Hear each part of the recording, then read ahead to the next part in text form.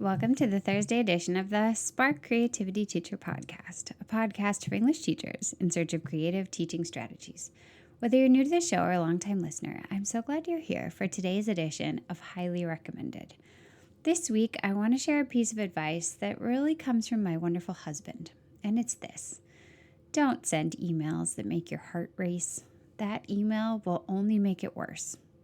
So let me explain.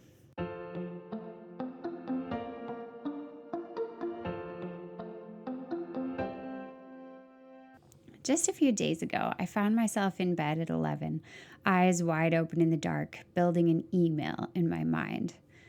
I laid there, meticulously building a case in my imaginary email to explain why I was mad at a person who was mad at me.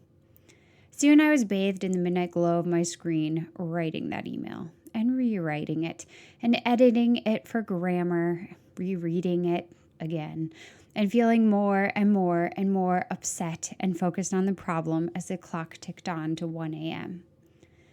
The next day, I sent it to my husband to ask if he thought I'd explained myself well. This email was temporarily dominating my life, and I wasn't sure anymore if I was saying what I wanted to say. He called me as soon as he got my message, rather than write me back. "It's well put," he said, "but it's not an email. It's a conversation. This is just going to stoke a fire. It's not going to do anything to resolve the situation." So yeah, I didn't send it. So much for the 3 hours I spent on it. But on the other hand, I didn't feel like I was going to throw up all day waiting for whatever response would have come. Maybe you can relate to me when I say I'm pretty conflict averse.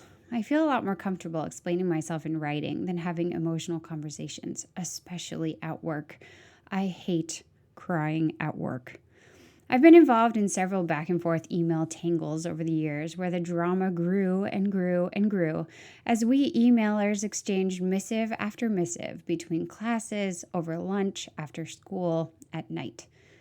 Whether an email whirlwind like this is with an angry student, an upset parent, an administrator, or a colleague, it really rarely ends with sunshine and rainbows.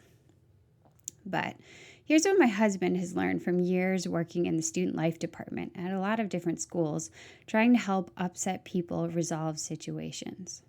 Usually, if your heart is racing as you go to click send, it's meant to be a conversation, where you can see the feelings of the other person on their face, where you can explain what you meant when they look blankly at you, when you can see that maybe they're having a hard time with something else and it's just exploding out at you, or they can see that.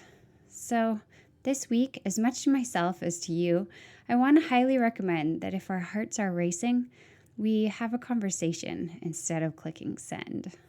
Thanks so much for joining me today to talk about the drama that can build up when people care passionately about their work and how to maybe diffuse some of that drama.